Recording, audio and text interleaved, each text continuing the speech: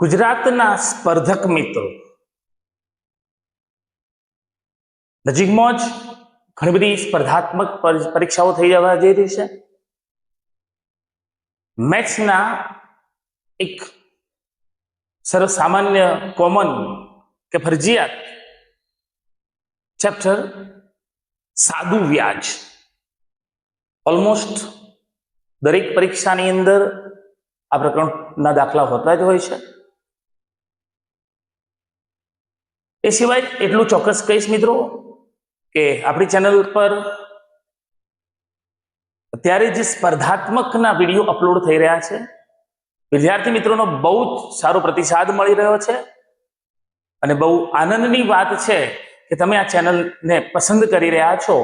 આશા રાખીએ કે એથી વધુ સારું પ્રદર્શન કે સમજૂતી તમને આ ચેનલ પરથી મળતી રહેશે. જોઈએ સૌ પ્રથમ દાખલો, સરળ દાખલાથી શરૂઆત કરીએ કે પ્રથમ દાખલો છે કે ₹2560 નું 10% લેખે 3 વર્ષનું સાદું વ્યાજ. મિત્રો, વ્યાજની જો વાત કરીએ, સાદું વ્યાજ જેને આપણે આઈ વડે અથવા એસઆઈ વડે દર્શાવીશું, ખાસ નોંધ કરીએ. મુદ્દલ કે પ્રિન્સિપલ એમાઉન્ટ જેને કહેવાય પી, વ્યાજનો દર રેટ ઓફ ઇન્ટરેસ્ટ કહીશું આર, નંબર ઓફ યર વર્ષ માટે કહીશું એન. તો અહીંયા આપણું સૂત્ર છે એસઆઈ અથવા આઈ બરાબર PRN ભાગ્યા 100. જો આઈ બરાબર PRN ભાગ્યા 100, જો પી એટલે કે મુદ્દલ principal amount 2560, R rate of interest એટલે કે 10 અને નંબર ઓફ યર 3 વર્ષ ભાગ્યા 100. આ પ્રકારનો આપણને જવાબ મળે છે. જોઈએ તો 2 શૂન્ય દૂર કરીએ, 256 ગુણ્યા 3, 6 તરી 18 નો આટલો વિદ્યાર્થી 1, 5 તરી 15 ને 1 16 નો છગડો વિદ્યાવશે 1, 3 દૂ 6 અને 1 7, 768 રૂપિયા, 768 રૂપિયા જે સાદું વ્યાજ દર્શાવે છે. મતલબ કે ₹2560 નું 10% લેખે 3 વર્ષનું સાદું વ્યાજ 768 રૂપિયા થાય છે. નેક્સ્ટ દાખલાની અંદર કે સૂરજ હાર્દિકને 6000 રૂપિયા 2 વર્ષ અને દિવ્યાંગને 1500 રૂપિયા 4 વર્ષ માટે આપે છે. બંનેનું મળી અને એને કુલ વ્યાજ 900 રૂપિયા મળે છે. આપણે પ્રશ્ન છે કે કેટલા વ્યાજના દરે આ રકમ એને આપી છે. બંને એક વ્યક્તિ માટેનો વ્યવહાર પણ PRN ભાગ્યા આપણે 100 મૂકીએ. જો કે આપણે પ્રિન્સિપાલ અલગ અલગ કે એન અલગ અલગ હશે, P1 N1 એવું પણ મૂકી શકાય. આપણે સમજીએ કે PRN ભાગ્યા 100 મૂકી શકાય અને કુલ વ્યાજ તરીકે આપણે લખીશું I બરાબર 900. જોઈએ તો બીજા દાખલામાં I બરાબર PRN ભાગ્યા 100 વત્તા PRN ભાગ્યા 100, જેની અંદર પ્રથમ સૂરજ હાર્દિકને જે વ્યવહાર કરે છે મીન્સ કે 6000 રૂપિયા, તો લખીએ 6000 ગુણ્યા આર, વ્યાજનો દર આપણે જાણતા નથી પણ 2 વર્ષ માટે આપે છે માટે n બરાબર 2 ભાગ્યા 100 વત્તા ફરીથી p બરાબર 1500, આર જાણતા નથી અને વર્ષ એટલે કે 4 વર્ષ આપેલા છે ભાગ્યા 100. જોઈએ શૂન્ય દૂર કરીશું તો ઉપર વધે છે 6 દુ 12 ગુણકમાં આર વત્તા અહીંયા 15 ચોક 6000, સોરી મિત્રો 6000, 2 શૂન્ય દૂર કરીશું, 120R વત્તા 15 ચોક 60. આ કુલ વ્યાજ મળે છે 900 રૂપિયા, એટલે કે 900 બરાબર 120R વત્તા 60R, મતલબ 180. 180 ગુણાકારમાં છે, સામે જશે તો ભાગાકારમાં, માટે R બરાબર 900 ભાગ્યા 180. શૂન્ય દૂર કરીશું, 18×95, એટલે R બરાબર 5%. મીન્સ કે સૂરજ હાર્દિકને જે 6000 રૂપિયા આપ્યા એ પણ, અને દિવ્યાંગને જે 1500 રૂપિયા આપ્યા છે એ 5%ના વ્યાજના દરે આપ્યા હશે. રકમ પ્રમાણે જોઈએ તો PRN ભાગ્યા 100 વત્તા PRN ભાગ્યા 100, અને બંને આપણને મળે છે 120R વત્તા 60R, ટોટલ થશે 180R. 180 ગુણાકારમાં છે, સામે જશે તો ભાગાકારમાં, અને R બરાબર મળે છે 5%. નેક્સ્ટ દાખલાની અંદર 400 રૂપિયા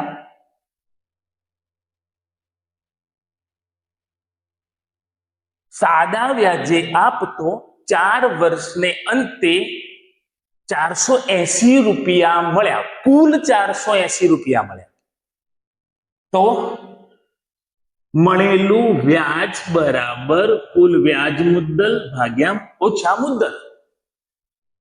મળેલું વ્યાજ બરાબર કુલ વ્યાજ મુદ્દલ ઓછા મુદ્દલ. કુલ વ્યાજ મુદ્દલ કેટલું મળ્યું? 480 રૂપિયા. મુદ્દલ કેટલું હતું? તો 400 રૂપિયા, મતલબ કે 80 રૂપિયા વ્યાજ પેટે મળ્યા. પ્રશ્નમાં એમ કહ્યું છે કે વ્યાજ દરમાં વધારો કરવાથી કુલ કેટલા પૈસા મળશે? તો સૌપ્રથમ જે વ્યાજ મળ્યું એ વ્યાજના ટકા કેટલા છે, એના પછી આપણે એમાં 2% નો ઉમેરો કરી અને ફરીથી સાદું વ્યાજ મેળવી શકીએ. તો જોઈએ, I બરાબર PRN ભાગ્યા 100, જો I 80 રૂપિયા, મુદ્દલ 400 રૂપિયા, R જાણતા નથી, અને N કયું છે 4 વર્ષ, ભાગ્યા 100. શૂન્ય દૂર થશે, 4 ગુણ્યા 4 એટલે 16. 16 અંશમાં ગુણાકારમાં છે, સામે જશે તો ભાગાકારની અંદર, માટે R બરાબર 80 ભાગ્યા 16, માટે R બરાબર 5%. R નું મૂલ્ય 5% મળે છે. હવે જો R નું મૂલ્ય 5% છે તો 2% નો વધારો એટલે કે 7% લેખે આપણે ગણી શકીએ. તો I બરાબર PRN ભાગ્યા 100. જો P એટલે કે 400 રૂપિયા, વ્યાજનો દર 7, N બરાબર 4 વર્ષ ભાગ્યા 100, 0 0. ચોગુ ચોગુ 16, 16 સીતા કેટલું વ્યાજ મળ્યું? 7 × 42, વિદ્યા આવશે 4, 7 × 7 અને 4 11, 112 રૂપિયા. 112 રૂપિયા વ્યાજ મળ્યું, એટલે કુલ વળતર રહેશે 400 વત્તા 112, એટલે કે 512 રૂપિયા. જે તે વ્યક્તિ જ્યારે 400 રૂપિયા 5%ના વ્યાજના દરે મૂક્યા હતા, મળેલ રકમ 80 રૂપિયા વ્યાજ હતું. વ્યાજ દર મળે છે 5%, 2% નો વધારો કરીએ તો વ્યાજ દર થાય છે 7%. પરિણામે વ્યાજ મળે છે 112 રૂપિયા, અને 112 ને મુદ્દલ એટલે કે 400 માં ઉમેરતા કુલ 4 વર્ષને અંતે એને 512 રૂપિયા મળે છે. ત્યાર પછી અંતિમ દાખલો, જેની અંદર કોઈક રકમ ને 8%, દાખલા નંબર 4, રકમને આપણે માનીશું P, દલ R બરાબર 8%, સાદા વ્યાજે મુક્તો અમુક વર્ષને અંતે રકમ કરતો 2/5 ભાગનું, રકમ એટલે કે P કરતો, માટે વ્યાજ I P ના 2/5 ભાગનું એટલે કે I બરાબર 2/5 p, I બરાબર 2/5 p એવું મૂલ્ય આપણને મળશે. ઓકે, જોઈએ તો I બરાબર PRN ભાગ્યા 100. જો I ની વેલ્યુ મૂકીશું 2/5 p, p ની જગ્યાએ p મૂકીશું 8%, n કોઈ 8% ના દરે n સમયગાળો જે આપણે મેળવવાનો છે. જોઈએ પ્રથમ આ સામાન્ય જે વેલ્યુ છે એને બરાબરની સામે જવા દઈએ તો 2/5 p ગુણ્યામાં 100 અને ભાગ્યાની અંદર p ગુણ્યા 8 બરાબર n વર્ષ. માત્ર બરાબરની એક તરફ રહેલા ગુણાકારના મૂલ્યોને સામે ભાગાકારમાં અને ભાગાકારના મૂલ્યોને ગુણાકારમાં મૂક્યા છે. જોઈએ તો પ્રથમ 20/50, ત્યારબાદ 4 દૂર કરીએ તો 5 વધે, અહીંયા 2 વધે અને અહીંથી 2 દૂર કરીશું માટે n બરાબર વધે છે 5 વર્ષ. એટલે કે કોઈ રકમ 8%ના સાદા વ્યાજે મૂકવામાં આવે અને રકમ કરતો 2/5 ભાગનું વ્યાજ મળે તો એ સમયગાળો 5 વર્ષનો હશે. 5 વર્ષને અંતે એને 2/5 ભાગનું મુદ્દલ કરતો 2/5 ભાગનું વ્યાજ મળે. મિત્રો 4 અલગ અલગ રીતના આપણે દાખલા પ્રથમ ભાગમાં જોયા છે. સાદા વ્યાજના નેક્સ્ટ વિડીયોની અંદર કંઈક વિશેષ સમજૂતી સાથે, વિશેષ ગણતરી સાથે અને અન્ય સૂત્રોના દાખલા સાથે આપણે આપણી ચેનલ પર ચોક્કસ મળીએ.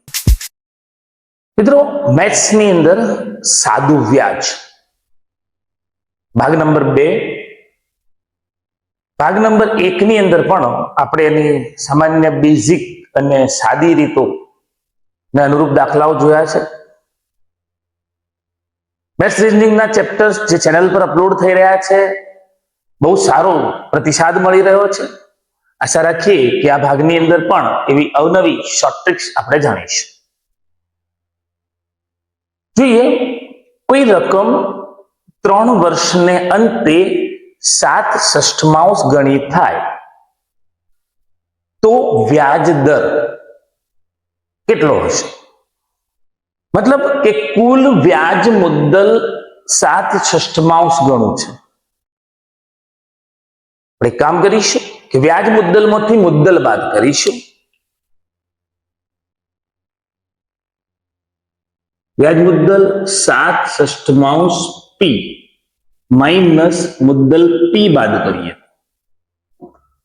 જેની અંદર લસા રહેશે 6, અંશમાં છે 7p, p ના લસા તરીકે 6 લીધા છે તો અંશમાં પણ 6 વડે ગુણીશું, 6p. પરિણામે p/6 જે આપણને સાદું વ્યાજ દર્શાવે છે. 7/6 p માંથી માઇનસ કરતા હવે આપણે સૂત્ર મૂકીએ તો I બરાબર PRN ભાગ્યા 100. જો I એટલે કે સાદું વ્યાજ, p ભાગ્યા 6, p વ્યાજ દર જે આપણે શોધવાનો છે, રેટ ઓફ ઇન્ટરેસ્ટ આપેલું નથી, n બરાબર 3 વર્ષ ભાગ્યા 100. જોઈએ તો તમામ જે સંખ્યાઓ છે બરાબરની તરફ લઈ જઈશું, r ને એના સ્થાને રાખીશું તો p ભાગ્યા 6 ગુણ્યાની અંદર 100 ભાગ્યામાં p અને 3 બરાબર r, રેટ ઓફ ઇન્ટરેસ્ટ. જોઈએ p દૂર થશે. હવે અંશની અંદર છે 100 અને છેદની અંદર 6 ગુણ્યા 3 માત્ર 2 દૂર કરીએ, અહીંયા 50. પરિણામે p આર બરાબર 50/9%. જો આપણે ભાગાકાર જોઈએ તો 50/9, 9 × 5 = 45, પહોંચ વધે છે તો 5.59%. એટલે કે જો વ્યાજનો દર 5.59% હોય તો 3 વર્ષને અંતે એ જે રકમ છે એ 7/6 જેટલી થાય. જો આપણે બાદબાકી કરી સૌ પ્રથમ સાદું વ્યાજ મેળવ્યું, આના સ્થાને એ મળેલા મૂલ્યને મૂક્યું અને ત્યારબાદ આપણે સામસામે જે પણ ગુણાકાર અને ભાગાકાર થયો છે પ્રમાણે આપણને આર મળે છે 5.59%. નેક્સ્ટ દાખલો દિવસ આધારિત. જેમ કેલેન્ડરના ચેપ્ટરની અંદર પણ આપણે જે દિવસોની ગણતરી કરી હતી એ પ્રમાણે અહીંયા દિવસો ગણીશું, પણ કેલેન્ડર ચેપ્ટર્સની અંદર કે જો વારની ગણતરી લેવાની હતી એટલે શરૂઆતની જે તારીખ આપેલી હોય એ શરૂઆતની તારીખથી એક દિવસ ઓછો લેવાનો. પરંતુ અહીંયા વ્યાજની ગણતરી છે તો ટોટલ દિવસ, જે દિવસથી એ શરૂઆત થાય એ ટોટલ દિવસો. તો અહીંયા ₹7,300 નું દાખલા નંબર 2 પેલા દિવસોની ગણતરી કરી લઈએ. મે, ઓગસ્ટ, સપ્ટેમ્બર, મે, જૂન, જુલાઈ, ઓગસ્ટ, સપ્ટેમ્બર સુધીની ગણતરી છે. તો મે મહિનાના 21 દિવસો. પ્રશ્ન થાય કે 21 દિવસો કઈ રીતે? તો 11 મે થી શરૂઆત થતી હોય તો શરૂઆતના 10 દિવસ બાદ કરીશું. 10 દિવસ બાદ કરીએ એટલે 31 માંથી 21. મે, જૂન, જુલાઈ, ઓગસ્ટ. મે, જૂન, જુલાઈ, ઓગસ્ટ અને સપ્ટેમ્બરની 10 તારીખ સુધી આ દિવસોની ગણતરી છે. જોઈએ તો કુલ દિવસો 3, 5, 8, 11, 12, 123 દિવસો. કુલ દિવસો છે 123. ફરીથી એકવાર ગણતરી જોઈએ તો 11 મે 1987 થી 10 સપ્ટેમ્બર. તો 11 મે થી શરૂઆત થાય છે, શરૂઆતના 10 દિવસ બાદ કરીએ તો 21 દિવસ. ત્યાર પછી જૂન 30, જુલાઈ 31, ઓગસ્ટ 31 અને સપ્ટેમ્બર 10 તારીખ સુધી લે 10 દિવસ. કુલ દિવસો થયા 123. જોઈએ આય બરાબર PRN/100. સાદું વ્યાજ આપણે મેળવીશું. પી 7,300, વ્યાજ દર 5% અને દિવસો 123/100. પરંતુ અહીંયા ગણતરી વર્ષની અંદર નહીં પણ દિવસોની અંદર હોવાથી આપણે ભાગ્યામાં મૂકીશું 365.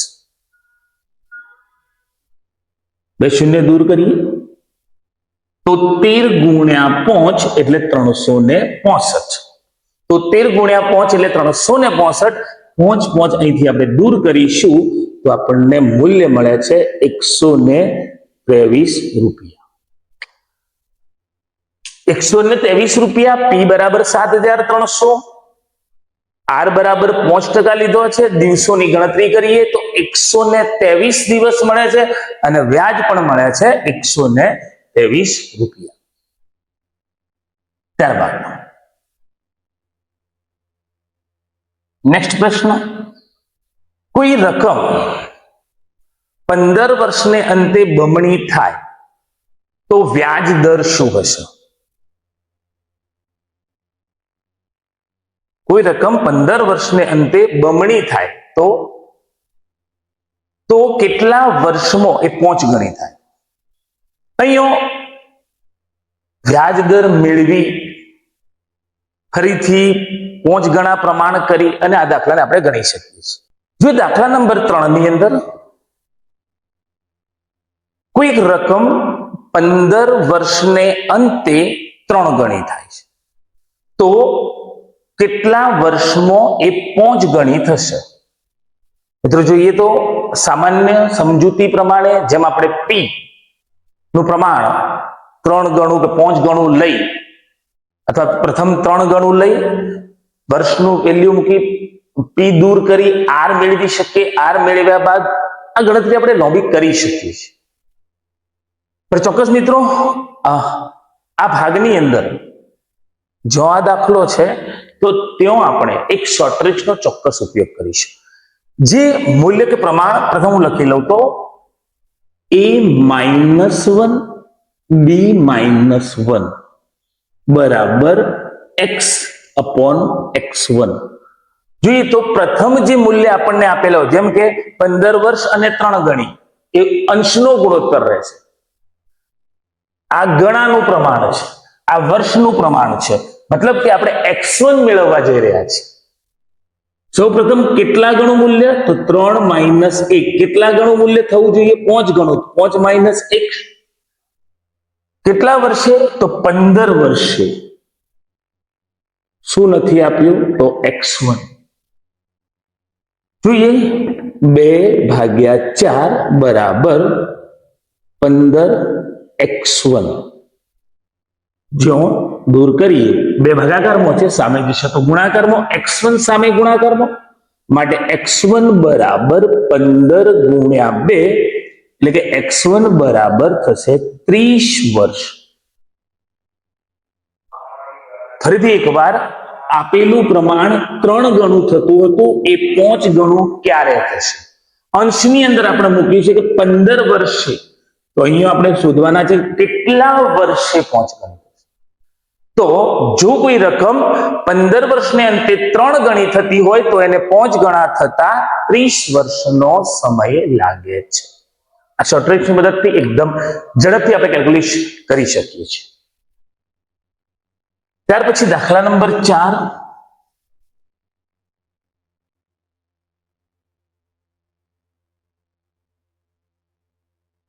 કોઈ રકમ 5 વર્ષને અંતે બમણી થાય.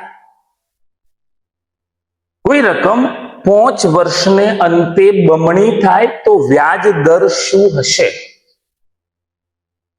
મિત્રો બમણી થવાનો મતલબ એટલે કે વ્યાજ મુદ્દલ એ મુદ્દલ કરતો બમણો.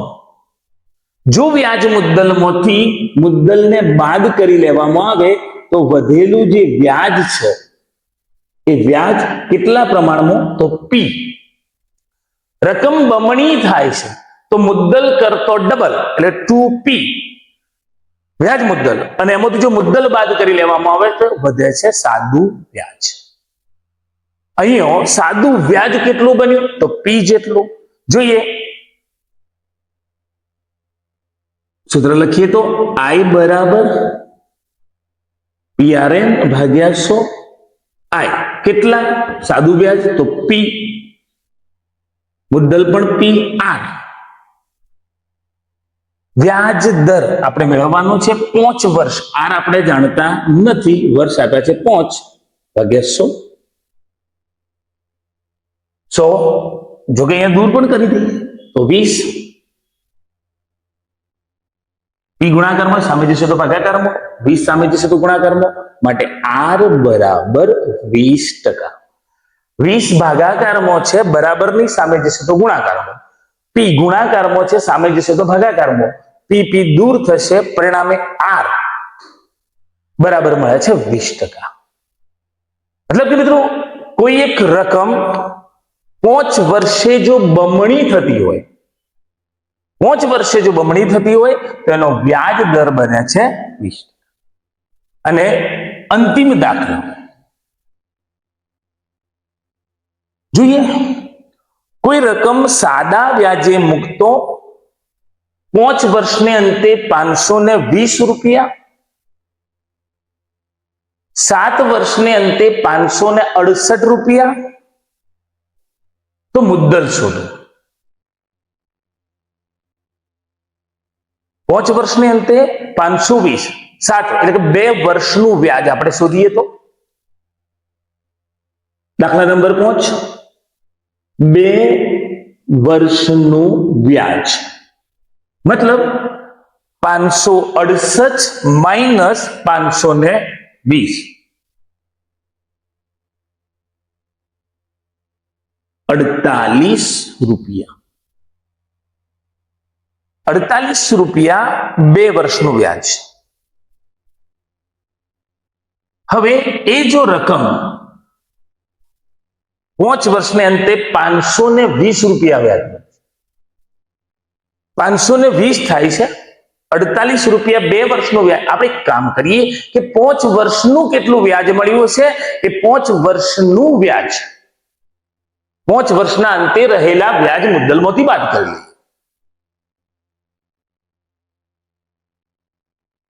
જોઈએ તો 2 વર્ષનું વ્યાજ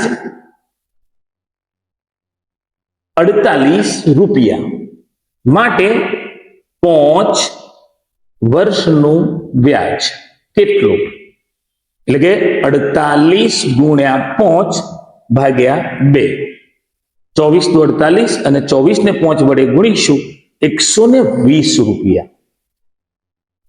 આજે 520 રૂપિયા વ્યાજ મુદ્દલ શબ્દ 520 રૂપિયા છે એ 5 વર્ષને અંતે બનેલું વ્યાજ મુદ્દલ છે.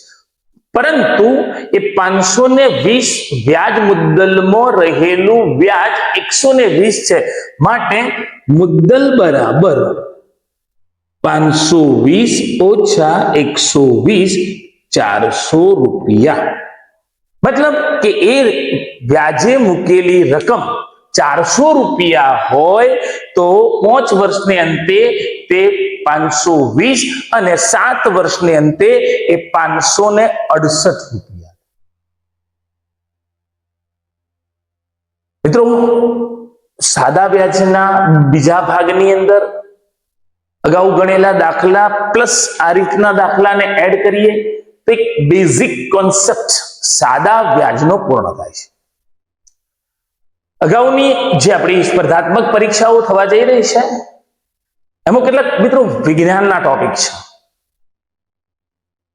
એવા વિજ્ઞાનના મહત્વના ટોપિક સાથે જેમ કે અણુ અને પરમાણુ બંધારણ, ઉર્જા સ્ત્રોતો કે પછી અવકાશ વિજ્ઞાનના કેટલાક ટોપિક સાથે આપણી ચેનલ પર આપણે નજીકમાં જ જોડાઈશું.